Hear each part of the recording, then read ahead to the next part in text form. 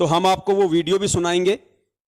हो सकता है आपने सुन भी रखा होगा, और जिन भाइयों ने नहीं सुना वो भी इस वीडियो को सुने, क्योंकि हम तो खुद चला के आपको इनको वीडियो दिखाएंगे, आपको सुनाएंगे, तभी तो आप निर्णय करोगे। अगर मैं ही आपको बोल दूं अपनी तरफ से, और आपको यदि मैं वो मैनेजमेंट वाला वीडियो ना दिखाऊं जो इन्होंने संगत में वायरल कर रखा है, तो आप कैसे समझ पाओगे कि क्या सही है और क्या गलत है? आप तो यही कहोगे कि पवन दास तो अपनी तरफ से बोल रहा है। लेकिन पुण्यात्माओं, हम सत्सेवक हैं, और ये भक्ति मार्ग गुरुजी ने बताया निष्पक्ष होके चलने का है, पक्ष और विपक्ष से दूर निष्पक्ष होके। तो आपको साथ में इन लोगों का वीडियो दिखाऊंगा, उसके बाद में फिर ज्ञान आधार से परमात्मा इस पे विश्लेषण करवाएंगे। तो सुनिए इनकी गदर फिल्म का पार्ट 3। सभी भक्तों को सच्चाई। हमने पिछली वीडियो के माध्यम से आपको सच्चाई से परिचित कराने की कोशिश की कि किस तरह कुछ तथाकथित सत्सेवक, जिनको सदगुरुदेव संत रामपाल जी महाराज ने गुरुद्रोही घोषित किया हुआ है, वो झूठ पर झूठ बोलते आ रहे हैं। यह बात स्पष्ट हो चुकी है कि संजय दिल्ली व पवन जयपुर तथा जो भी इनके साथ समर्थन में है, उनको सदगुरुदेव जी ने गुरुद्रोही घोषित किया हुआ है। आज समाज में जिसको भी यह पता चल जाता है कि केवल संत रामपाल जी महाराज ही इस संसार से मुक्ति दिला सकते हैं और सतलोक ले जा सकते हैं, फिर चाहे वो सत्संग देखकर समझे हों या पुस्तक पढ़कर, वह नामदान केंद्र पर आकर नाम उपदेश ले लेते हैं। लेकिन दुख तब होता है जब संत रामपाल जी महाराज की हरी भरी बगिया को ये गुरुद्रोही नामक खराब करते हैं। एक तरफ तो हम यह कह रहे हैं कि मोक्ष केवल संत रामपाल जी महाराज ही करा सकते हैं, और वही बंदी छोड़ हैं, इसलिए हम सभी भगत उनका बंदी छोड़ सदगुरु रामपाल जी महाराज के नाम से जयकारा लगाते हैं। दूसरी तरफ ये गुरुद्रोही कह रहे हैं कि सदगुरुदेव जी को षड्यंत्र के तहत फंसा दिया गया। अब पुण्यात्माओं, यही सबसे बड़ा पॉइंट है जो इन्होंने इन वीडियो में रखा है। इनके पास और तो कोई प्रूफ है नहीं हमारे खिलाफ, और तो कोई सबूत है नहीं सिवाय उआबाई के। तो इन्होंने ये जो 4 मिनट का वीडियो बनाया था, इसमें इनका सबसे पहला जो आरोप है, सबसे पहला जो दोषारोपण है हम सत्सेवकों के ऊपर, या यूं कह लीजिए मुझ पवन दास के ऊपर, वो इन्होंने ये लगाया है कि भाई एक तरफ तो ये लोग ये कहते हैं कि परमात्मा तो जो है वो बंदी छोड़ है, और दूसरी तरफ कहते हैं कि परमात्मा को सतलोक आश्रम मैनेजमेंट हरियाणा वालों ने एक षड्यंत्र के तहत फंसाया है। और फिर ये कह रहे हैं कि बताओ पुण्यात्माओं, परमात्मा को षड्यंत्र के तहत कौन फंसा सकता है? अब पुण्यात्माओं, दास ने अनेकों बार ये शब्द कहे हैं। जो बातें सही हैं, जो सत्य है, वो मैं स्वीकार करूंगा। बिल्कुल मैं पिछले 7 साल से यही कहता आ रहा हूं कि परमपिता परमेश्वर सतगुरु रामपाल जी महाराज जी को बरवाला कांड के तहत काल एजेंट सतलोक आश्रम मैनेजमेंट हरियाणा अर्थात राष्ट्रीय समाज सेवा समिति ने, जिनमें उनका भाई, बेटा, बंधु, जवाई, रिश्तेदार और कुछ मूर्ख टाइप के लोग थे, जिन्होंने अपनी मनमानी घटिया हरकतों के चलते और महेंद्र जैसे शीर्ष लोगों ने प्रशासन के साथ मिलके एक सोची समझी साजिश के तहत एक चाल के तहत गुरुजी के खिलाफ षड्यंत्र रचा और गुरुजी को फंसाया। बिल्कुल मैं अपने इस बात पे कायम हूं, मैं झूठ नहीं बोलूंगा, क्योंकि झूठ बोलना दुष्टों का काम होता है, काल एजेंटों का काम होता है, सत्सेवकों का नहीं होता है। अगर मैंने ये बात कही है कि पूज्य गुरुदेव जी को षड्यंत्र के तहत फंसाया गया है, तो इस चीज को मैं साबित भी करूंगा, और मैंने साबित भी किया है। और पुण्यात्माओं, दास ने फिर अपने वीडियो में यह भी जिक्र किया है कि भाई वो परमात्मा है, सारी सृष्टि का रचनहार है, जिसके आधे बाल पे पूरी सृष्टि नहीं है। वो परमात्मा सतगुरु रामपाल जी महाराज जी हैं, जिनको बरवाला कांड के तहत फंसाया गया है। अब आप लोगों को ये बातें कैसे समझ में आएंगी, इस चीज को हम ज्ञान आधार से समझेंगे कि एक जीव भी परमात्मा को कैसे फंसा सकता है। पुण्यात्माओं, परमात्मा अपने वास्तविक स्वरूप में नहीं है। परमात्मा अपनी वास्तविक जो समर्थता है, अपनी वास्तविक जो पावर है, परमात्मा उसको नहीं दिखा रहा है। परमात्मा एक आम व्यक्ति की भूमिका में है, आप और हमारी तरह। और यही परमात्मा आज से 650 साल पहले एक आम व्यक्ति की भूमिका में आया था, वैदिक नाम जिनका कबीर। तो वो परमात्मा आज से 650 साल पहले हम सभी जानते हैं कि वो परमेश्वर कबीर दास के रूप में इस धरती पे आए हुए थे, आप और हमारी तरह एक मानव शरीर धारण करके। और पुण्यात्माओं, उस समय उस परमेश्वर को अपने जैसा एक मानव जानकर, अपने जैसा मानव शरीरधारी ही समझकर, अपने जैसा एक व्यक्ति ही समझकर, आप सबको अच्छे से पता है कि उनके साथ में कैसे कैसे षड्यंत्र किए गए, कैसी कैसी साजिशें उनके खिलाफ रची गई। चलिए मान लेते हैं शेख तकी तो उस परमात्मा का भगत नहीं था, वो तो जगत वाला था। क्या सिकंदर लोदी भी उस परमात्मा का भगत नहीं था? सिकंदर लोदी को परमात्मा ने प्रत्यक्ष चमत्कार दिखाए। उसको जो चर्म का रोग था, उसको जो जलन का रोग था, परमेश्वर ने आशीर्वाद मात्र से ठीक किया। उसकी आंखों के सामने रामानंद जी की कटी हुई जो गर्दन थी उसको वापस जोड़ा और वो परमात्मा का शिष्य बना। उसके बावजूद भी पुण्यात्माओं वो शेख तकी के चक्कर में आके और खुद उसने उस परमपिता परमेश्वर जी को अपना राज्य बचाने के लिए, अपनी इज्जत बचाने के लिए मुसलमान समाज के सामने शेख तकी के भय से उसने परमेश्वर को उस दरिया में डुबोने का आदेश दिया। परमात्मा को 8 पहर तक डुबोने की कोशिश की गई, गोलियां मारी गई, तीर मारे गए, भाले मारे गए, लेकिन परमात्मा नहीं डूबे। तो परमेश्वर को उन्होंने अपनी सूझबूझ से कि आ जाओ आ जाओ आ जाओ, आप तो भगवान हो, आ जाओ आ जाओ। जैसे ही परमात्मा बाहर आए, तुरंत उस सिकंदर लोदी ने, ये मैं गुरुदेव के सत्संगों की बात कह रहा हूं, तुरंत उसी भगत ने, उसी शिष्य ने, उसी सिकंदर लोदी ने अपने हाथों से दुनिया को खुश करने के लिए कबीर साहिब जी के गले में बेड़ी डाली, कबीर साहिब जी को बेड़ियों में जकड़ा और खूनी हाथी के नीचे उनको कुचलवाने के लिए उनको दिल्ली लाया गया। पुण्यात्माओं, वो साजिश वो किसने रची थी? किसने परमात्मा के साथ में षड्यंत्र किया? सिकंदर लोदी ने। वो भी तो उनका भगत था। तो पुण्यात्माओं, कहने का मतलब यह है, परमात्मा किसी के साजिशों का शिकार नहीं होता, परमात्मा किसी के षड्यंत्रों का शिकार नहीं होता, लेकिन एक जीव वो उस परमात्मा को अपने जैसा जीव समझ के, अपने जैसा मानव समझ के, अपने जैसा सामान्य व्यक्ति या एक संत समझ के, अपनी घटिया सोच से और काल प्रेरित बुद्धि से वो ऐसी घटिया हरकतें उस परमात्मा के साथ में जरूर कर सकता है। और वो घटिया हरकत 650 साल पहले भी की लोगों ने, और वो घटिया हरकत बरवाला कांड के माध्यम से सतलोक आश्रम मैनेजमेंट हरियाणा ने भी उस परमपिता परमेश्वर को फंसाने की। और यदि ये सतलोक आश्रम मैनेजमेंट हरियाणा गुरुदेव को नहीं फंसाना चाहता था, या इन्होंने नहीं फंसाया, या इन्होंने ऐसा कोई फंसाने की नहीं सोची, तो आपने आज से 3 दिन पहले दास ने जो वीडियो बनाया था और आपको जो महेंद्र का इंटरव्यू दिखाया था, जिसमें खुद उनका भाई सरेआम बरवाला कांड से 2 दिन पहले मीडिया के सामने वहां कह रहा है, जहां 20,000 पुलिस फोर्स खड़ी है, कि हमने संत रामपाल जी महाराज जी को परसों ही स्वास्थ्य इलाज के लिए बाहर हॉस्पिटल में शिफ्ट कर दिया, वो आश्रम में नहीं है। पुण्यात्माओं, ये सोची समझी साजिश के तहत ये इंटरव्यू दिया गया था, जबरन उस परमेश्वर को फंसाने के लिए, आश्रम पे पुलिस के द्वारा जबरन हमला करवाने के लिए एक सोची समझी साजिश थी ये। क्योंकि पिछले 7-8 दिनों से वहां पे 20,000 पुलिस फोर्स पड़ी हुई थी, लेकिन आश्रम पे अटैक नहीं कर रही थी। क्यों नहीं कर रही थी? क्योंकि सामने बच्चे थे, महिलाएं थी, उनको भी पता था कि ये बेचारे ये निर्दोष हैं। पुलिस आगे नहीं बढ़ रही थी, और पुलिस आगे नहीं बढ़ रही थी तो मैनेजमेंट को टेंशन हो गई, गुरुजी के भाई को चिंता हो गई कि हमने जो षड्यंत्र जो रचा था वो तो फैल होता जा रहा है।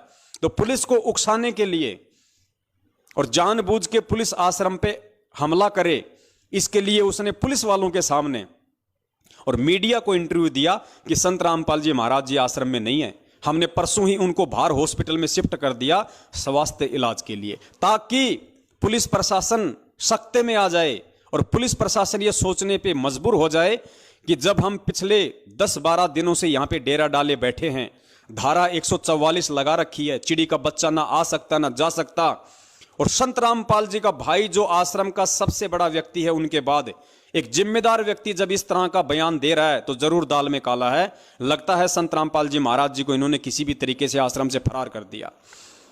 उसके बाद पुण्यात्माओं, पुलिस प्रशासन ने आश्रम पे हमला किया। इस महेंद्र का इंटरव्यू सुनने के बाद तो पुण्यात्माओं, ये साजिश नहीं थी तो और क्या थी? ये षड्यंत्र नहीं था तो और क्या था?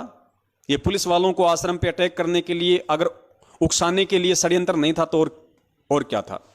तो इन्होंने की ना अपनी साजिश, लेकिन ये अपनी साजिश में फेल नहीं हुए, क्योंकि परमेश्वर किसी की साजिश का शिकार नहीं होता, परमात्मा किसी के षड्यंत्र का शिकार नहीं होता।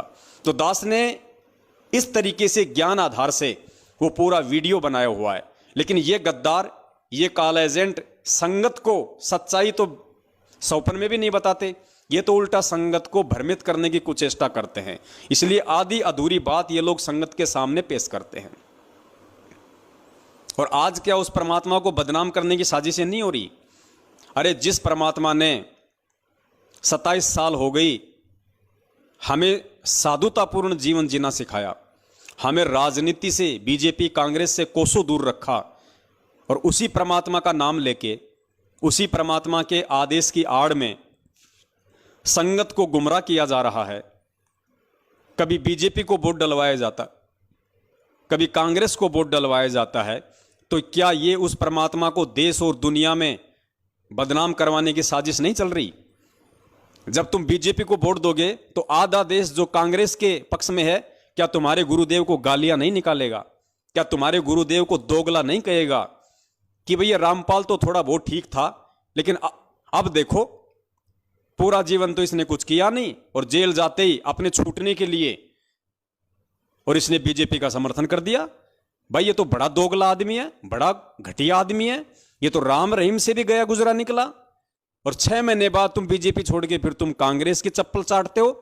फिर वो आधा देश जो बीजेपी के समर्थन में, फिर वो गुरुजी को गालियां निकालता है कि भाई रामपाल तो वास्तव में दोगला आदमी है, 6 महीने पहले तो हमारे साथ में था, अब कांग्रेस की तरफ चला गया। तो पुण्यात्माओं, क्या ये उस परमात्मा को देश और दुनिया में बदनाम करने की साजिश नहीं चल रही? तो दास ने कौन सा ये गलत कह दिया कि परमपिता परमेश्वर जी के साथ में साजिशें रच रहा है सतलोक आश्रम मैनेजमेंट हरियाणा, और एक सोची समझी साजिश के तहत उनको बरवाला कांड के तहत उनको जेल करवाई गई। और दास तो यहां तक कहेगा कि परमपिता परमेश्वर जी को अपने जैसा एक आम व्यक्ति समझ के इस महेंद्र भगोड़े ने उनको आश्रम में ही जान से मारने की भी पूरी कोशिश की थी। पूरी प्लानिंग थी कि संत रामपाल जी को आश्रम में ही जान से खत्म कर दिया जाए। लेकिन ये एक बहुत बड़ा रहस्य है, बहुत गहरी घटना है। दास इसका जिक्र पहले कर चुका है। इन्होंने पूरी साजिश रची और मारने के लिए अंदर भी चले गए यही लोग, लेकिन परमात्मा इनको मिला नहीं, परमेश्वर छुप गया। छुप गया मतलब अंतर ध्यान हो गया परमात्मा। वो तो सौद स्वरूपी राम है, कोई हाड़ मास का थोड़ी है। तभी तो परमेश्वर ने अखबार में कहा था कि मैं छुप गया तो बच गया, वरना ये लोग मुझे जान से मारना चाहते थे। परमेश्वर का शब्द झूठ नहीं हो सकता। इन लोगों ने पूरी मारने की कोशिश की थी। और ये दास उस समय वहीं था बरवाला आश्रम में। दास 20 दिन तक वहीं था। बरवाला कांड से 5-10 दिन पहले चला गया था, और बरवाला कांड के दूसरे दिन दास वहां से आया है।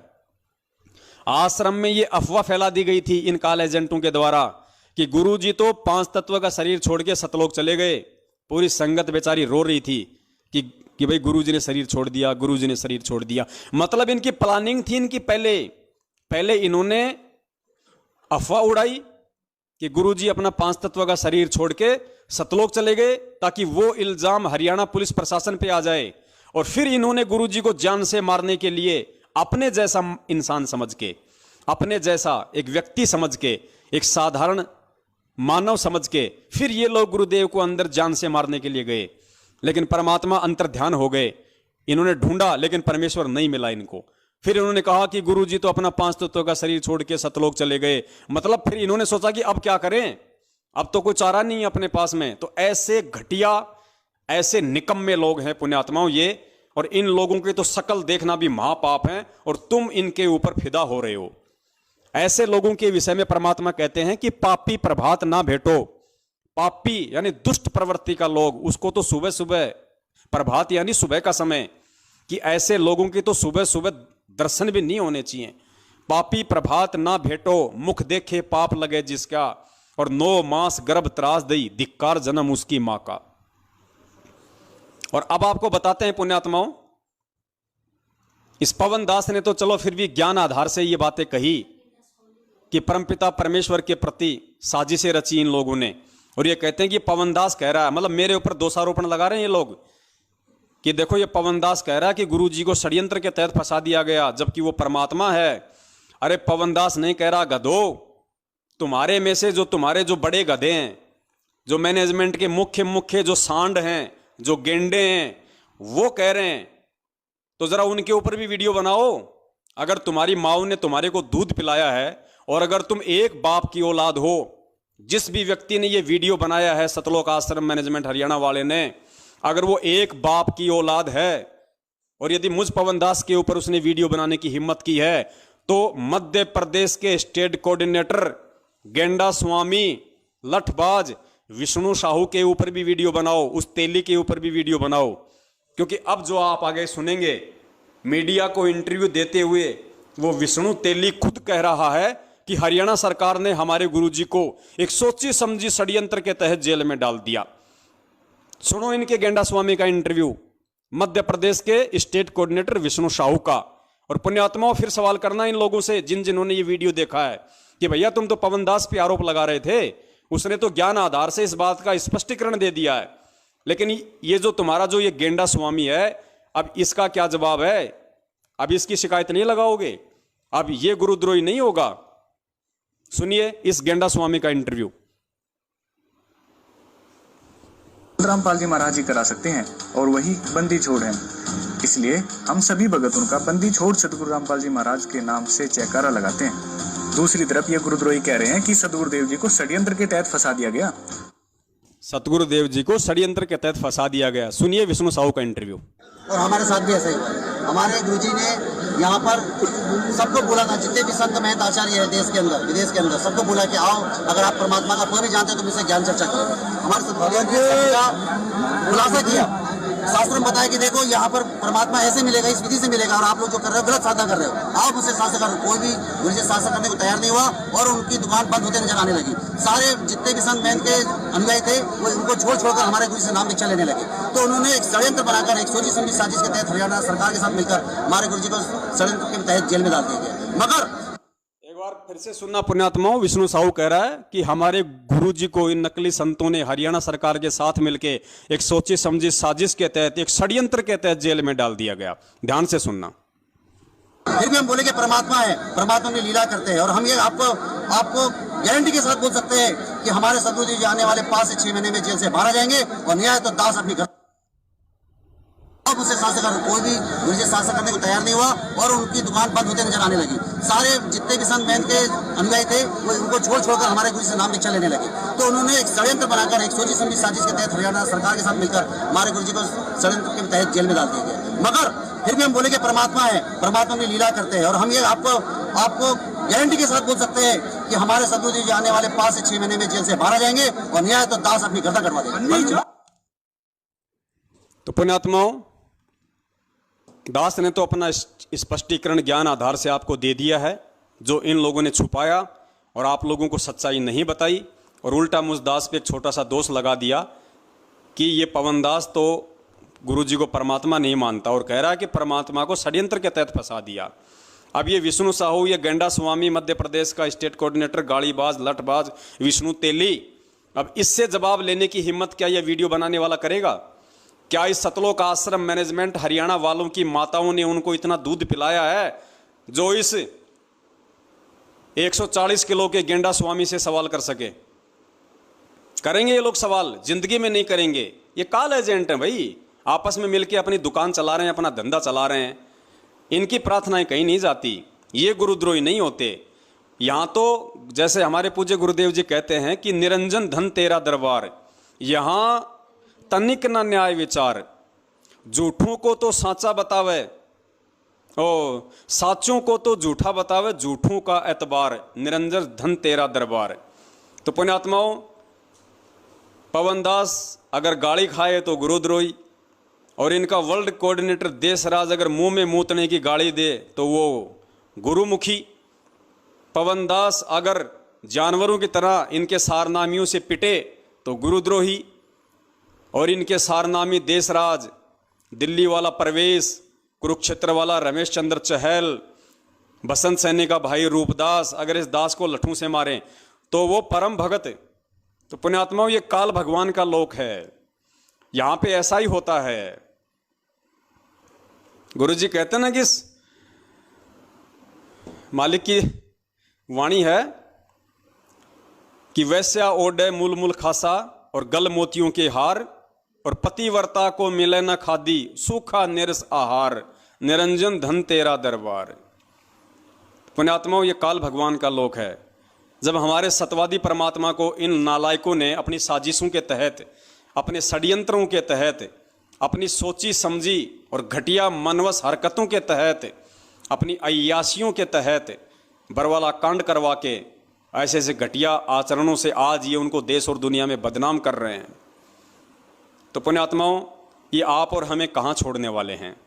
इन्होंने उस परम संत को तो देशद्रोही घोषित करवा दिया और इस 2 कौड़ी के जीव पवन दास को गुरुद्रोही घोषित करवा दिया, ताकि संगत में आराम से अपना धार्मिक धंधा कर सके, कोई बोलने वाला ही ना बचे। लेकिन शायद इसको पता नहीं कि ना तो कभी वो परम संत टूटता है ना झुकता है। वो जिस मकसद को लेके इस पृथ्वी पे प्रकट होता है उसको पूरा करके जाता है। कोई माई का बाप इसी किस ब्रह्मांड में उसको रोकने वाला नहीं है। और जिस अपने बच्चे के सिर पे वो परम संत हाथ रख दे, फिर उस बच्चे को कोई माई का लोल संगत में रोकने वाला नहीं है। आगे चलिए पुण्यात्माओं, इनकी इसी वीडियो में अगली दूसरी उआबाई। कबीर सागर दास सत ग्रंथ साहिब में दिए गए प्रमाण के आधार पर जो हमें काल के लोक से, इस काल के बंधन से छुड़वाने के लिए आए हो, जो वास्तव में बंदी छोड़ हो, उनको कौन बांध सकता है। आगे ये कह रहे हैं कि हम गुरु जी को बंदी छोड़ कहते हैं, जो बंधनों से छुड़वाने वाला है, और इस काल लोक से जो हमें छुड़वाने के लिए आया है उसको कौन बंधक बना सकता है। ये सतलोक आश्रम मैनेजमेंट हरियाणा इस वीडियो के माध्यम से कह रहा है। और फिर कह रहा कि पवनदास कह रहा कि गुरुजी को बंधक बना लिया। अरे पवनदास ने तो ज्ञान आधार से स्पष्ट कर दिया, लेकिन अभी एक और जो तुम्हारा बाप है गेंडा स्वामी के बाद, एक और तुम्हारा बाप वकील एस के गर्ग नरवाना, जो बरवाला कांड में तुम लोगों ने गुरुजी का वकील कर रखा था, चंडीगढ़ हाईकोर्ट का वकील, एपी सिंह से पहले वही वकील था, मेन मुख्य वकील एस के गर्ग नरवाना, वो तुम्हारा बाप, वो खुद कह रहा है। और आज नहीं, 2014 बरवाला कांड के दूसरे दिन उसने मीडिया के सामने, पूरी दुनिया के सामने उसने इंटरव्यू दिया। और इंटरव्यू में उसने क्या कहा? उसने कहा कि संत रामपाल जी महाराज जी को आश्रम में असामाजिक तत्वों के द्वारा बंधक बनाया हुआ था। वो तो हिसार जेल की तारीख पे आना चाहते थे, वो तो कोर्ट में आना चाहते थे, लेकिन कुछ असामाजिक लोगों ने उनको बंधक बना रखा था, वो तो बंधे हुए थे। उस तुम्हारे बाप से जाके सवाल करना कि नालायक इंसान, तूने कब आश्रम में आके देखा कि हमारे गुरुजी को किसी ने बंधक बना रखा था? अगर तुम्हें लगता है कि गुरुजी को कोई बंधक नहीं बना सकता, तो अपने उस बाप से सवाल करो, फिर उससे पूछने की हिम्मत करो। सुनो उसका इंटरव्यू।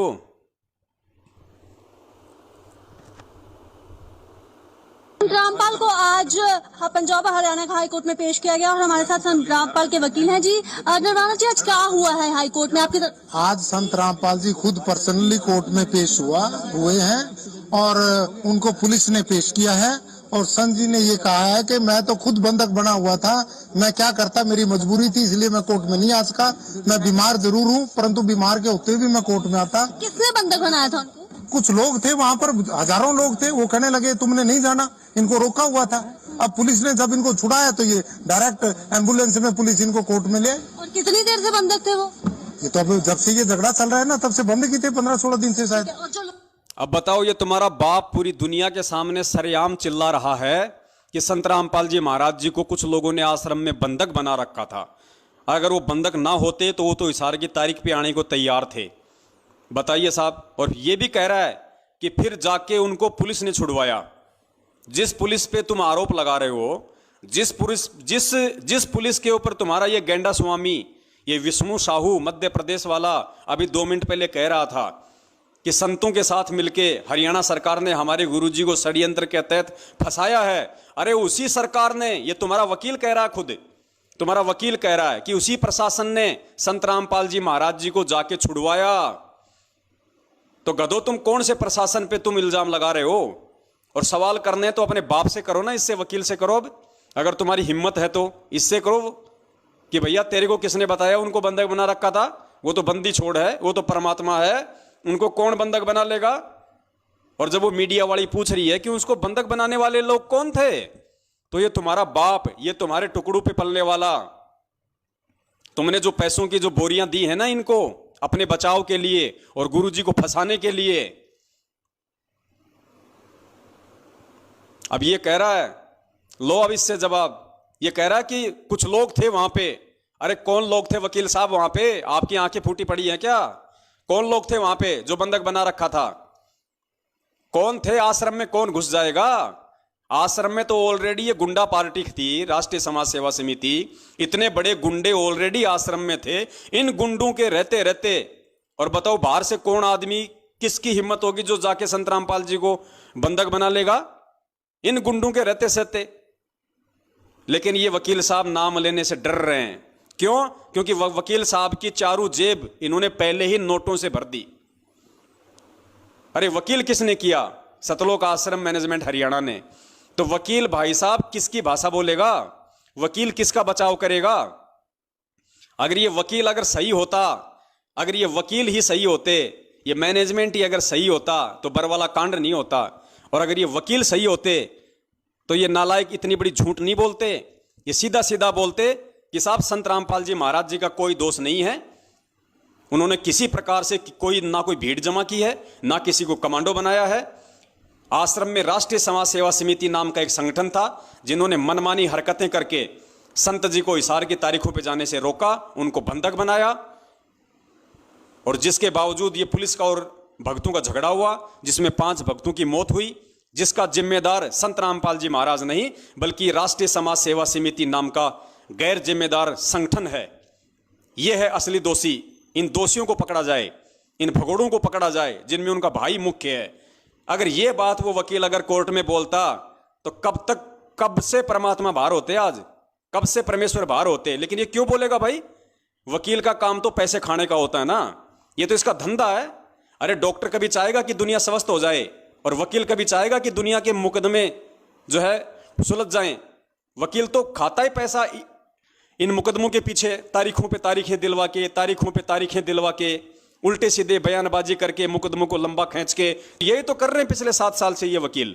ये वकील ही अगर ढंग के होते, वकील ही अगर इस सच्चे होते तो केस का कब का फैसला हो जाता। तो पुण्यात्माओं, ये बहुत बड़ी साजिश, ये बहुत बड़ा षड्यंत्र इन काल एजेंटों के द्वारा बरवाला कांड से पहले ही सोच समझ के पूरा तैयार कर लिया गया था। तो भाई अब इन वकीलों से करो सवाल कि बंदी छोड़ को बंधक किसने बना रखा था। ये पूरी दुनिया के सामने कह रहा है, इससे करो सवाल।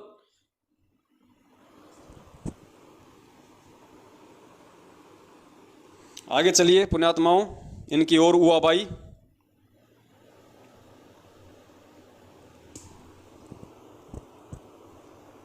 वास्तव में ये काल के दूत हैं। यह बात हमें सदगुरुदेव जी ऑडियो के माध्यम से बता चुके हैं और इनको गुरुद्रोही घोषित कर चुके हैं। लेकिन ये गुरुद्रोही यह बात स्वीकार करने को तैयार ही नहीं है कि यह आवाज संत रामपाल जी महाराज की ही है।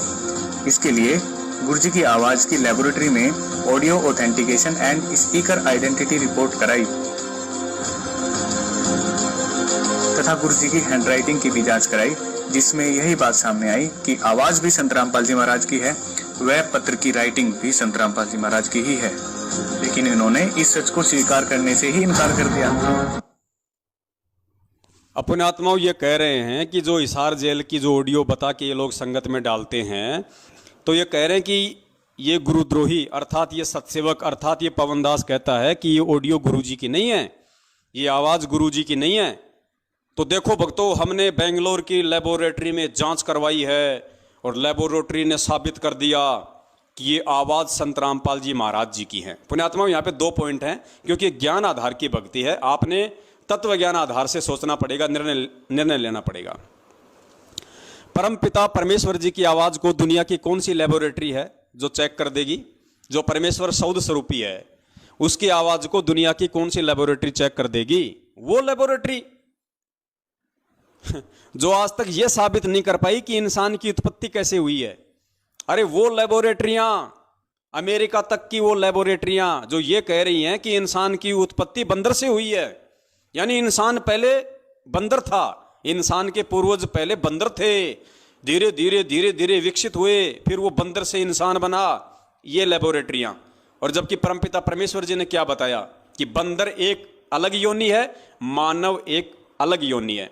तो ये उन लेबोरेटरियों की हमें रिपोर्ट दिखाते हैं जो इंसान और बंदर को नहीं समझ पाई, वो परमपिता परमेश्वर जी की आवाज को समझ जाएगी। तो यह तो है इनकी ज्ञानहीनता। और दूसरी बात पुण्यात्माओं, अगर पवन दास अगर ये बात कह रहा है कि ये आवाज संत रामपाल जी महाराज जी की नहीं है, और तुम अगर सच्चे होते और तुम्हें यदि खुद को विश्वास होता कि ये आवाज गुरु जी की ही है, तो तुम्हारे को लेबोरेटरी में जांच कराने की क्या आवश्यकता है नालायको? अरे पवन दास अगर ये कह रहा है कि ये आवाज संत रामपाल जी की नहीं है और तुम उसको लेबोरेटरी में जांच करा रहे हो, इसका मतलब विश्वास तो तुम्हें खुद को नहीं है। पवन दास तो कल को ये कह देगा कि संत रामपाल जी महाराज जी तो आदमी नहीं है, वो तो औरत है, तो क्या तुम उनकी जांच करवाओगे? तुम उनकी जांच करवाओगे क्या संगत को दिखाने के लिए कि देखो पवन दास तो कह रहा है कि गुरुजी आदमी नहीं है, गुरुजी औरत है, और ये देखो लेबोरेटरी की जांच, गुरुजी आदमी है। तो पुण्यात्माओं, ये इनकी नालायकी है, ये इनकी घटिया सोच है संगत को मूर्ख बनाने के लिए। अब इससे ज्यादा मैं इस पे कोई कमेंट्स नहीं करूंगा। आगे चलिए इन महामूर्खों की और हुआ भाई। वास्तव में तो ये सच स्वीकार करना ही नहीं चाहते, ये सिर्फ संगत को गुमराह करना चाहते हैं, क्योंकि इनका उद्देश्य कुछ और है। इस बात की और भी पुष्टि करने के लिए कि ऑडियो संत रामपाल जी महाराज की ही है, गुड्डू दास की धर्मपत्नी सलोनी दासी ने, जो कि जिला अब ध्यान देना, आगे ये साबित करेंगे कि ऑडियो गुरुजी की ही है। उसके लिए ये कहते हैं कि हमने आरटीआई लगवाई जेल में, और आरटीआई लगाने वाला कौन? इनका एक चमचा, उत्तर प्रदेश के उन्नाव जिले का कोऑर्डिनेटर गुड्डू दास। और गुड्डू दास की धर्मपत्नी ने ये वीडियो में पता नहीं आपको साफ दिखाई देगा या नहीं देगा, गुड्डू दास की धर्मपत्नी ने आरटीआई लगाई ऑडियो के लिए, और ऑडियो का जवाब, उसका आरटीआई का जवाब क्या आया? पुण्यात्माओं, आपने छोटी छोटी चीजों को समझना पड़ेगा। अब दास आपको दिखाएगा, पहले आप ये सुनना पूरा। गुड्डू दास की धर्मपत्नी सलोनी दासी ने, जो कि जिला उन्नाव उत्तर प्रदेश की रहने वाली है, सलोनी दासी ने right to information act 2005 under the section 6(1) के तहत जानकारी प्राप्त की, जिसमें जानकारी कुछ इस तरह से मांगी गई और जवाब जिसमें जानकारी कुछ इस तरह से मांगी गई। अर्थात ये जो सलोनी दासी है, गुड्डू दास की पत्नी, इसने आरटीआई से जो सवाल किए थे, वो सवाल क्या थे? सवालों पे गौर करना आप। जो जानकारी मांगी गई वो कुछ इस प्रकार थी। किस प्रकार थी? ध्यान से सुनना। जानकारी कुछ इस तरह से मांगी गई और जवाब इस तरह से आए। पहला सवाल था कि क्या संत रामपाल जी महाराज को जेल नियमानुसार घर वालों से फोन पर बात करने की अनुमति है? पहला सवाल क्या था? क्या संत रामपाल जी महाराज को जेल से घर वालों से बातचीत करने की अनुमति है? ये नहीं लगाई, ये नहीं पूछा कि क्या संत रामपाल जी महाराज हिसार जेल से अपने घर वालों से बात करते हैं या नहीं, ये नहीं पूछा। क्या पूछा? क्या संत रामपाल जी महाराज जी को जेल से अपने घर वालों से बात करने की अनुमति है? तो अनुमति है या नहीं है, उसका जवाब आगे से आया कि अनुमति है। ध्यान से सुनना इनका सवाल पुण्यात्माओं, कैसे मूर्ख बनाते हैं ये लोग आपको। अगर ऑडियो हिसार जेल से आ रही है या गुरुजी की है, तो इनको यह पूछना चाहिए था, क्या संत रामपाल जी महाराज जी हिसार जेल से अपने घर वालों से बात करते हैं? सवाल तो यह करना चाहिए था, लेकिन सवाल क्या किया इन्होंने? क्या संत रामपाल जी को हिसार जेल से अपने घर वालों से बातचीत करने की अनुमति है? तो उन्होंने बोल दिया, हाँ साहब अनुमति है। कि क्या संत रामपाल जी महाराज को जेल नियमानुसार घर वालों से फोन पर बात करने की अनुमति है? जवाब आया हाँ। दूसरा सवाल था, अगर है तो कितने मिनट की अनुमति है? दूसरा सवाल क्या है? अगर अनुमति है तो कितने मिनट की है? मतलब जानकारी ली जा रही है, यह नहीं पूछा जा रहा कि कितने मिनट बात करते हैं। ये नहीं पूछा कि कितनी मिनट बात करते हैं, ये पूछा कि कितनी मिनट बात करने की इजाजत है। तो वो तो कहेंगे भैया 5 मिनट की है इजाजत। सुनो, जवाब आया हाँ। दूसरा सवाल था अगर है तो कितने मिनट की अनुमति है? जवाब आया 5 मिनट। तीसरा और आखिरी सवाल था कि महीने में कितने दिन बात करने की अनुमति है? तीसरा सवाल क्या किया कि महीने में उनको बात करने की कितने दिन की अनुमति है। ये नहीं पूछा कि वो महीने में कितने दिन बात करते हैं। अगर ये पूछ लेते तो असली जवाब आ जाता। वो कहते थे भैया कोई बातचीत नहीं होती है, कोई किसी प्रकार का उनका फोन वगैरह नहीं होता। लेकिन इन्होंने संगत को मूर्ख बनाने के लिए सवाल ही उस तरीके से पूछे हैं कि संगत के दिमाग में ये बात आएगी नहीं। अरे संगत के दिमाग में बात नहीं आएगी तो क्या परमात्मा के बच्चे भी संगत की तरह अंधे हैं? परमेश्वर ने किस लिए खड़ा किया हुआ है? तुम्हारे पाखंडों की, तुम्हारे षड्यंत्रों की पोल खोलने के लिए तो खड़ा किया हुआ है। तो पुण्यात्माओं, ये तो इनका सवाल जवाब का तरीका है आरटीआई का, ताकि संगत भी मूर्ख बनी रहे और सच्चाई भी सामने ना आ जाए। 5 मिनट।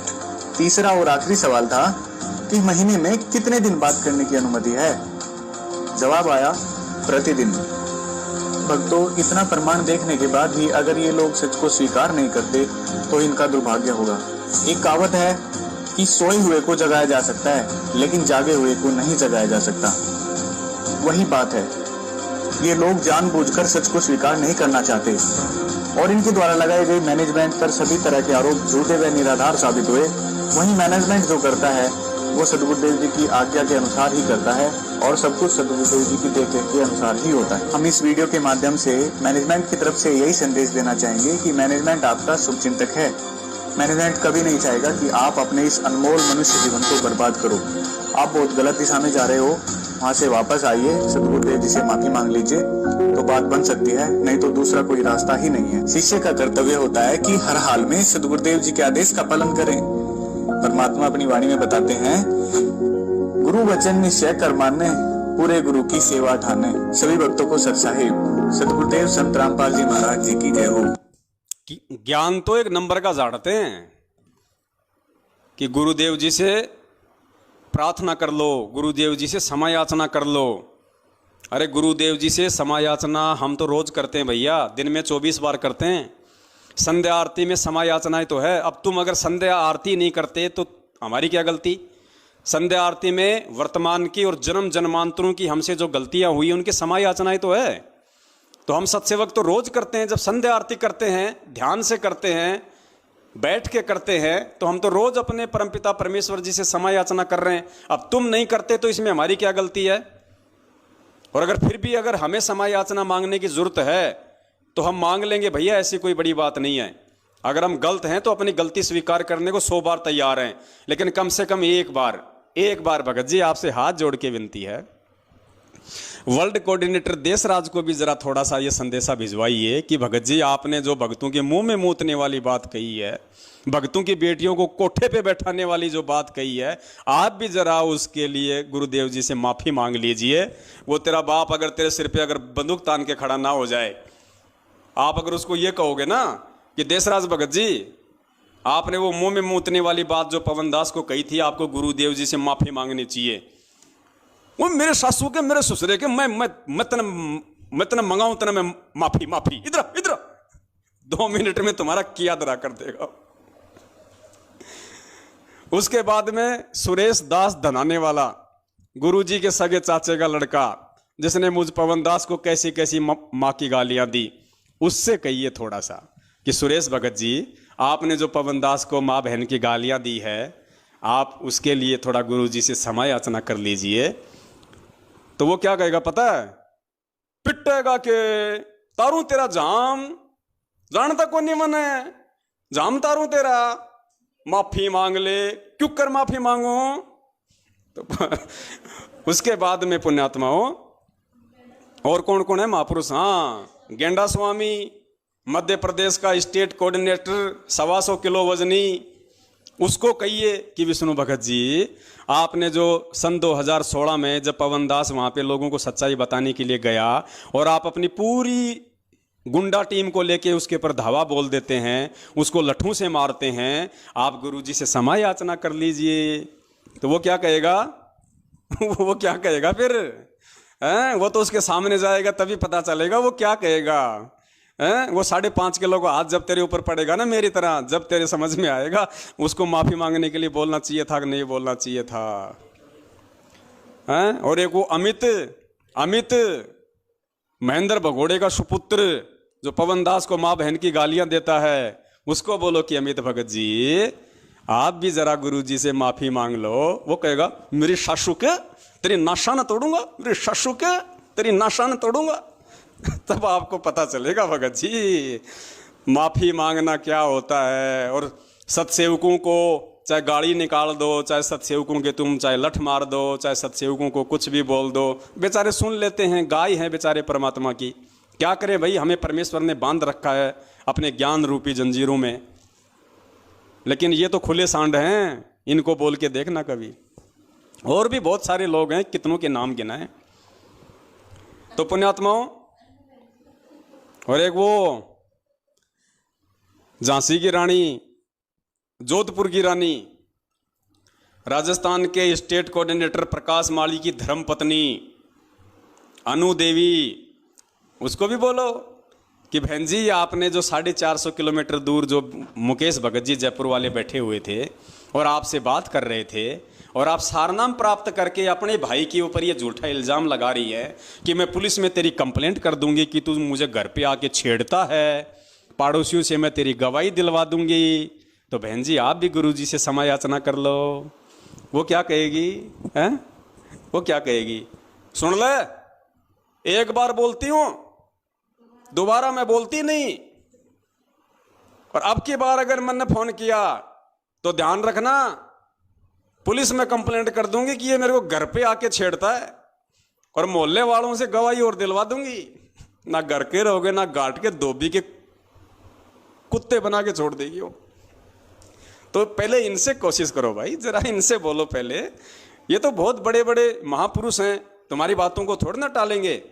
पहले इनसे कोशिश करो कि ये परमात्मा से माफी मांग लें।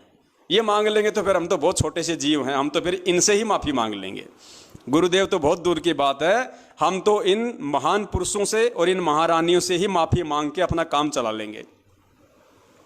तो पुण्यात्माओं, ये है इन लोगों का घटिया चरित्र, इनका दोगला चरित्र।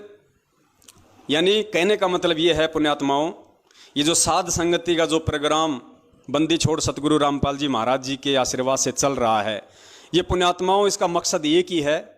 वो परमात्मा ये समझाना चाहता है कि नालायकों, अगर तुम मेरे ज्ञान से नहीं समझ पाए, कम से कम तुम मेरे सत्संगों से नहीं समझ पाए, अरे कम से कम इस साध संगति के माध्यम से तुम्हारी आंखों के सामने जो प्रमाण दिखाए जा रहे हैं, जो सबूत दिखाए जा रहे, कम से कम इनसे तो अब तुम समझो। और अब भी नहीं समझोगे तो क्या होगा फिर? 84 लाख योनियां हैं, फिर ना कोई समझने लायक रहोगे और ना तुम्हें कोई समझाने वाला रहेगा। ऐसी स्थिति में लाके काल भगवान खड़ा कर देगा, ना घर का ना घाट का, धोबी का कुत्ता बना के छोड़ देगा। तो पुण्यात्माओं, ये बहुत ही गहन चिंतन की बातें हैं, और परमेश्वर ने एक बहुत ही अच्छा मौका दिया है भगत समाज को अपनी गलतियां सुधार करने का।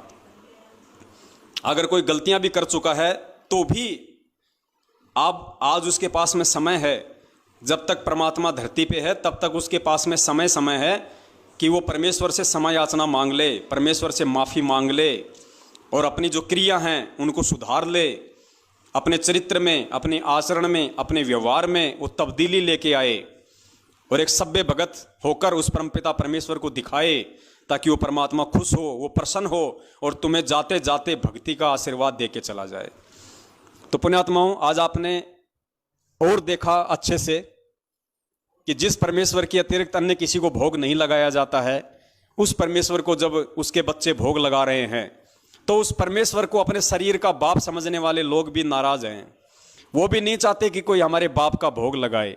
ऐसे घटिया मानसिकता पुण्यात्माओं, मैं तो ये कहता हूँ जानवर की भी नहीं हो सकती, जबकि वो तो मानव देह में है। और पुण्यात्माओं, ये इतने घटिया थे, ये आज ही नहीं है, ये लोग पहले भी इतने ही घटिया थे। ये लोग पहले भी इतने ही ग्रे हुए चरित्र के थे, इन लोगों के पहले भी ऐसे ही मलिन विचार थे। इसका सबसे बड़ा आपको देते हैं प्रमाण, 2008 का ये सत्संग है परमपिता परमेश्वर सतगुरु रामपाल जी महाराज जी का।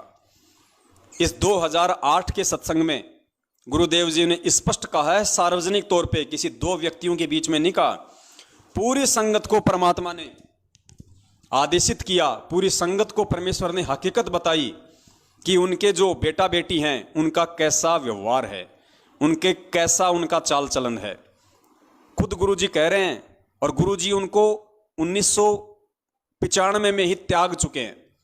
गुरुजी उस कलयुगी परिवार को 1995 में ही त्याग चुके हैं, और 2013 में गुरुजी ने अपने डॉक्यूमेंट्स में, अपने राशन कार्ड में भी सभी परिवार वालों को बाहर निकाल फेंका। 2013 का गुरुजी का जो नया राशन कार्ड था, दास ने व्हाट्सएप पे सभी को डाला हुआ है, जिसमें मात्र एक सतगुरुदेव जी का ही नाम है, बाकी गुरुजी ने सबकी एंट्री हटवा दी। यानी गुरुजी ने अपने से तो छोड़िए, अपने डॉक्यूमेंट से भी उन नालायकों को पहले से ही दूर कर रखा है, उनकी मनवस और घटिया हरकतों को देखते हुए। उसके बावजूद भी गुरुजी ने सत्संग में भी ये बात बोलनी पड़ी, ताकि संगत आगे चल के उनके षड्यंत्रों में ना फंसे, संगत आगे चल के उनको गुरुजी का बेटा बेटी भाई बंधु रिश्तेदार या जवाई समझ के उनके झांसे में ना आए और केवल ज्ञान को ही आधार बनाए। इसलिए गुरुजी ने बरवाला कांड से 6 साल पहले 2008 में ही सत्संग में स्पष्ट बोल दिया अपने बेटे बेटियों के विषय में। गुरुजी ने क्या कहा कि इस दास के 4 बेटा बेटी थी, पुण्यात्माओं, होने को तो वो आज भी हैं, होने को तो चारों के चारों आज भी इसी पृथ्वी पे हैं, जिंदा हैं। लेकिन गुरुजी ने 2008 में क्या कहा, परमेश्वर के शब्दों पे ध्यान देना। गुरुदेव ने ये नहीं कहा कि इस दास के शरीर के 4 बेटा बेटी हैं, ये नहीं कहा। गुरुजी ने कहा इस दास के 4 बेटा बेटी थे। पुण्यात्माओं, ये थे शब्द ध्यान रखो। परमेश्वर ने कहा कि थे, यानी अब नहीं है, यानी मैं उनका परित्याग कर चुका हूं, मैं उनको छोड़ चुका हूं। वो उस लायक नहीं है कि मैं उनको कहूं कि हैं। सुनिए परमपिता परमेश्वर जी के मुख कमल से। इस दास के 4 संतान, 2 लड़के 2 लड़की थी। इस दास के 4 संतान, 2 लड़के 2 लड़कियां थी। लास्ट में ध्यान रखना, परमेश्वर बोल रहे थी। इस दास के 4 संतान, 2 लड़के 2 लड़की थी। यदि ये दास उन्हीं में उलझ रह जाता, अब मुझे पता होगा मेरी कितनी की खातिरदारी करूं, खूब पता है मुझे वो क्या नेचर है उनका, कैसा उनका स्वभाव। गुरुजी स्पष्ट कह रहे हैं कि मुझे अच्छे से पता था कि क्या उनका नेचर है और कैसी वो मेरी खातिरदारी करते, अर्थात आगे चल के वो मेरे साथ में कैसा व्यवहार करते। और पुण्यात्माओं, वो व्यवहार इन लोगों ने बरवाला कांड में दिखा दिया, अपना घटिया व्यवहार अपने बाप के साथ। और वो व्यवहार पिछले 7 साल से आज ये संगत को दिखा रहे हैं कि हम कितना अपने गुरुदेव की, अपने बाप की इज्जत करना जानते हैं। ध्यान से सुनो, परमेश्वर कह रहे हैं इतनी बड़ी बात पुण्यात्माओं कौन बोल सकता है। अगर गुरुदेव बोल रहे हैं तो बहुत बड़ा रहस्य है इसमें। अपने बच्चों के लिए कोई नहीं बोल सकता ऐसे सार्वजनिक, लेकिन परमेश्वर ने सार्वजनिक बोलना पड़ा क्योंकि मालिक अंतर्यामी थे। उनको पता था कि आगे चल के बरवाला कांड होगा और इन्हीं नालायकों की वजह से होगा, और बरवाला कांड के बाद में मेरे बच्चों को काल के हत्या चढ़ाया जाएगा, इन्हीं नालायकों के द्वारा चढ़ाया जाएगा। और आज जिस प्रकार से उसने हमारी सत्सेवक बहन कमला दासी की,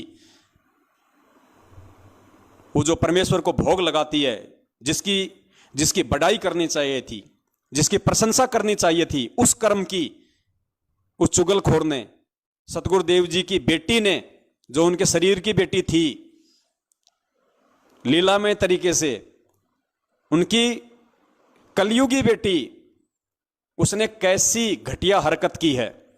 उसी परमेश्वर से प्रार्थना लगा दी, शिकायत कर दी, जिस परमेश्वर का उसकी बेटी भोग लगा रही है। तो पुण्यात्माओं, सतगुरु रामपाल जी महाराज जी की असल मायने में असली बेटी कौन हुई? वो चुगलखोर और शिकायत करने वाली, या अपने गुरुदेव को अपना परमात्मा मान के उनको भोग लगाने वाली? ये ज्ञान आधार की बात है। ये भी नहीं समझोगे तो जिंदगी में नहीं समझ पाओगे फिर। तो सुनो, पूज्य गुरुदेव जी खुद कह रहे हैं उसी मंजू के लिए और उसी अपने बेटों के लिए कि इस दास के 4 संतान थी, 2 लड़के 2 लड़की, और दास को अच्छे से पता है कि वो मेरी कैसी खातिरदारी करते, क्या उनका नेचर है, क्या उनका व्यवहार है। ध्यान से सुनो। इस दास के 4 संतान, 2 लड़के 2 लड़की थी। यदि ये दास उन्हीं में उलझ पुलझ रह जाता, अब मुझे पता हुआ मेरी कितनी की खातिरदारी करूं, खूब पता है मुझे वह क्या नेचर है उनका, कैसा उनका स्वभाव और क्या करते। एक बाप कह रहा है अपनी बेटी के बारे में कि मुझे पता है मेरी बेटी का क्या नेचर है, क्योंकि परमात्मा यहां चारों का जिक्र कर रहे हैं कि 4 संतान थी, तो 2 लड़के हैं, 2 लड़कियां, तो 2 लड़कियों में एक लड़की आ गई मंजू। तो गुरुजी अपनी बेटी के बारे में कह रहे हैं कि मुझे उसके भी नेचर का पता है। तो पुण्यात्माओं, ये काल की एजेंटनी नहीं तो और क्या है? और कैसे समझाएगा परमात्मा? क्या सीना फाड़ के दिखाएगा अब तुम्हें कि ये मेरी बेटी नहीं, ये काल भगवान की भेजी हुई एजेंट है? जैसे धर्मदास जी के परिवार में काल ने मृत्यु अंध नाम का दूत भेज दिया था उसके पुत्र नारायण दास के रूप में, ऐसे ही ये जो मंजू है ये काल की एजेंटनी है, एजेंटनी। चारों संतान परमात्मा की काल के एजेंट हैं, उनका भाई, उनके रिश्तेदार। पुण्यात्मा, परमात्मा इससे ज्यादा और क्या बताएगा? यदि ये दास उन्हीं में उलझ पुलझ रह जाता, अब मुझे पता हुआ मेरी कितनी की खातिरदारी करूं, खूब पता है मुझे वह क्या नेचर है उनका, कैसा उनका स्वभाव और क्या करते। अब परमात्मा के चरणों में आया हूं, मेरे लाखों चेले बेटा बेटी हो गए। अब एक को कहता हूं भाई जल जाना, 10 खड़े हो जाते हैं। पुण्यात्मा, विचार करना, गुरुजी जिन्हें हम उनके संतान कहते हैं, उनके लिए तो परमात्मा क्या कह रहे हैं कि इस दास के 4 बेटा बेटी थे, और संगत के लिए क्या कह रहे हैं परमात्मा कि अब इस दास के लाखों बेटा बेटी हैं। यानी आप और हमें, हम जो नाद वाले हैं, हम जो वचन के उनके पुत्र और पुत्रियां हैं, उनको परमेश्वर कह रहे हैं कि वो मेरे बेटा बेटी हैं। और जो मंजू, अंजू, नरेंद्र, बीरेंद्र, क्या क्या नाम है उनका, नालायकों का, मनोज और बीरेंद्र, उनके लिए परमात्मा कहते हैं कि वो थे, अब नहीं है, अब उनको काल ने हर लिया, अब वो काल के बेटा बेटी हैं, मेरे नहीं हैं। मेरी कितनी की खातिरदारी करूं, खूब पता है मुझे वह क्या नेचर है उनका, कैसा उनका स्वभाव और क्या करते। अब परमात्मा के चरणों में आया हूं, मेरे लाखों चेले बेटा बेटी हो गए। अब एक को कहता हूं भाई जल जाना, 10 खड़े हो जाते हैं। ये क्या कारण है? क्योंकि मैंने परमात्मा की भक्ति का रटना लाई, और उस भक्ति की शक्ति से इन बच्चों में इतनी श्रद्धा बन गई, जब हाथों पर रखूं अपने गुरुदेव को। अब गुरुजी कह रहे हैं कि एक को कहता हूं कि भाई 1 गिलास पानी का लाना, तो गुरुजी कह रहे हैं कि 10 जने लेके खड़े हो जाते हैं। अब पुण्यात्माओं, एक बात बताओ, कल को यदि गुरुजी के अलावा कोई और भगवान होता यहाँ पे, जिस कबीर जी की आप लोग फोटो का जो प्रकट दिवस मनाते हो, अगर वो कबीर जी भी होते अगर साक्षात, और अपने गुरुजी भी यहाँ पे सत्संग कर रहे हैं, और कल को अगर कोई अपने गुरुजी किसी भगत को कहें या उस कमला बहन को कहें कि बेटी 1 गिलास जरा पानी का पिलाना, और वो बहन अपने पिताजी को 1 गिलास पानी का लाके देती है, और कोई इस नालायक को कहे मंजू को कि देख रे वो कमला तो गुरुजी को पानी पिला रही है, शिकायत लगाई इसकी कबीर जी से। अब वो तुरंत जाएगी कबीर जी के पास में और कहेगी भगवान भगवान, हाँ बेटा वो देख भगवान वो गुरुजी को पानी पिला रही है, वो गुरुजी को पानी पिला रही है। और क्या वो भगवान ये कह देगा जो खुद ये कहता है कि गुरु बड़े हैं गोविंद से, यानी गुरु तो मेरे से भी बड़ा है, और जो गुरु की सेवा कर रहा है, जो गुरु को भोग लगा रहा है, जो गुरु को पानी पिला रहा है, जलराम पिला रहा है, क्या वो भगवान ये जवाब दे सकता है कि मेरे को बता उनके नाम क्या है, उनका नंबर नोट कर, मैं उनको गुरुद्रोही डिक्लेयर कर दूंगा? पुण्यात्माओं, कभी हो सकता है ऐसा? अरे जो परमपिता परमेश्वर सतगुरु रामपाल जी महाराज जी, एकमात्र सारी सृष्टि का रचनहार पालनहार, सबका बाप, वो तो सबका बाप तो है ही, वो सब बापों का बाप है वो। और उसको जब उसकी बेटी भोग लगा रही है, अपने बाप को सबसे पहले देसी घी का माल खिला रही है, माल, इनकी तरह डालडा का नहीं खिलाते, देसी घी का माल खिला रही है अपने बाप को, और उसके बाद में खुद खा रही है मस्ती से, और खा खा के लाल हो रही है, और इन चुगलखोरों के गाल पिचक रहे हैं। तो भाई ये शिकायतें करेंगे और क्या करेंगे इससे ज्यादा।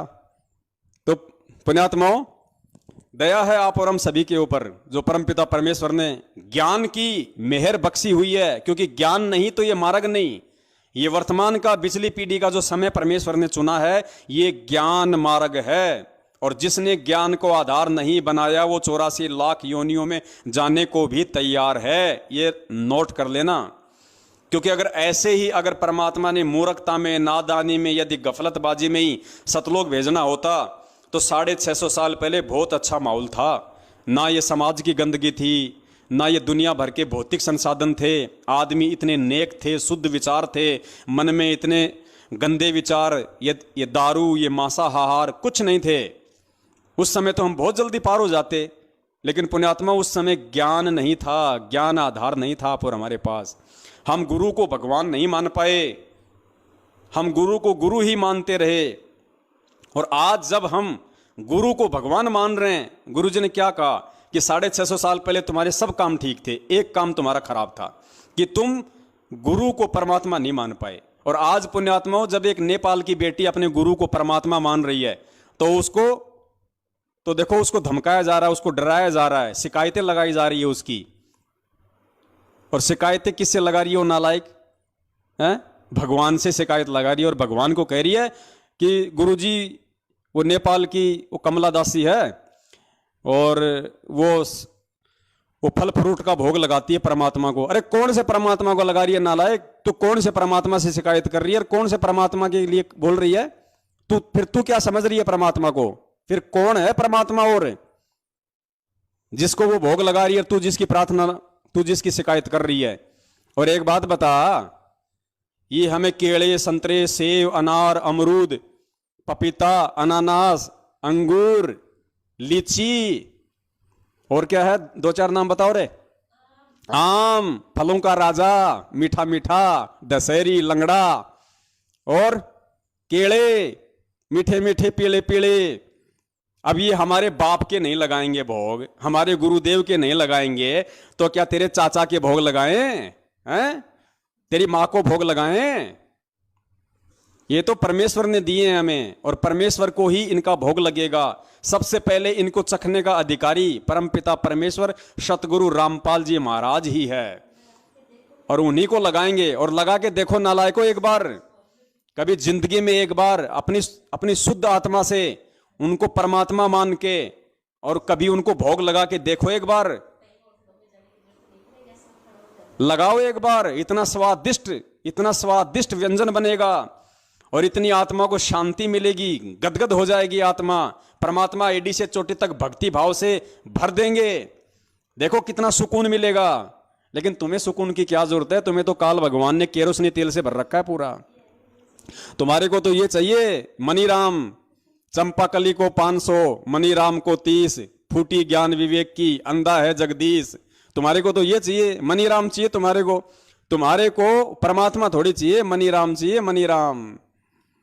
तो हमें तो भाई परमात्मा चाहिए। और परमात्मा जिस विधि से खुश होगा, अगर परमात्मा हमारे नाचने से खुश होगा तो हम नाचेंगे उस परमात्मा को रिझाने के लिए। अगर परमात्मा भोग लगाने से प्रसन्न होगा तो परमेश्वर को एक से एक बढ़ के व्यंजनों का भोग लगाएंगे, एक से एक बढ़िया से बढ़िया स्वादिष्ट और महंगे से महंगे फलों का भोग लगाएंगे। जिस विधि से परमात्मा प्रसन्न होगा उस विधि से आज हम परमात्मा को प्रसन्न करने में कोई कसर नहीं छोड़ेंगे। तो पुण्यात्माओं, जिसको जैसा समय मिले, चाहे सप्ताह में या महीने में एक बार, जरूर अपने बंदी छोड़ को भोग लगाओ सतगुरु रामपाल जी महाराज जी को देसी घी के हलवे का।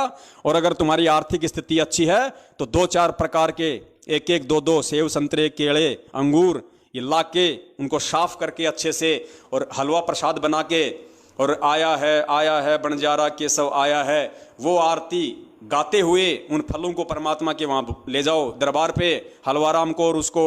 और फिर परमेश्वर की 42 मिनट की भोग की आरती आपको यूट्यूब पे मिल जाएगी। आराम से गाओ पुण्यात्माओं, कितना आनंद आएगा, एक अलग ही अनुभूति होगी। परमात्मा सदैव अपने साथ में रहेंगे। अरे धर्मदास जी को क्या कहा था परमात्मा ने? परमात्मा ने अपने मिलने की विधि क्या बताई? परमात्मा ने कहा कि जहां धार्मिक भंडारे होते हैं वहां मैं अवश्य आता हूं। और धार्मिक भंडारे में क्या होगा? भगवान को तो भोग लगेगा। तो पुण्यात्माओं, भगवान को भोग लगाओ। मजबूरन गुरु जी को आना पड़ेगा तुम्हारे पास में, मजबूरन। भगत के वश में है भगवान, भगत के वश में है भगवान। जब तुम भोग ही नहीं लगाओगे तो परमात्मा कहां से आएगा? तो परमेश्वर को 42 मिनट की आरती के साथ में और देसी घी का हलवा बना के परमेश्वर को भोग लगाओ, परमेश्वर को पुकारो आत्मा से। मजबूरन उस भगवान को तुम्हारे घर पे आना पड़ेगा किसी भी रूप में, चाहे सूक्ष्म रूप में आओ, चाहे प्रत्यक्ष में आओ, किसी भी रूप में आओ, वो परमात्मा, क्योंकि उसका विधान है जहां धार्मिक भंडारे होते हैं वहां भगवान को आना पड़ता है। तो गुरुदेव को अपने घर पे बुलाने का एक और सर्वश्रेष्ठ ये माध्यम है। इन्होंने तो लगाई शिकायत और उल्टा हमारे लिए इन्होंने एक अच्छा रास्ता खोल दिया। आज से पहले तो हो सकता है 4-5 भगत भाई बहन ही परमात्मा को 42 मिनट की आरती का भोग लगा रहे थे, अब तो 4200 लगाएंगे, 4200। तो पुण्यात्माओं, दया परमात्मा की। परमात्मा तो ऐसे ही दीनदयाल है, नए नए परमेश्वर वो तरीके अपनाते हैं अपने बच्चों के पास आने के लिए।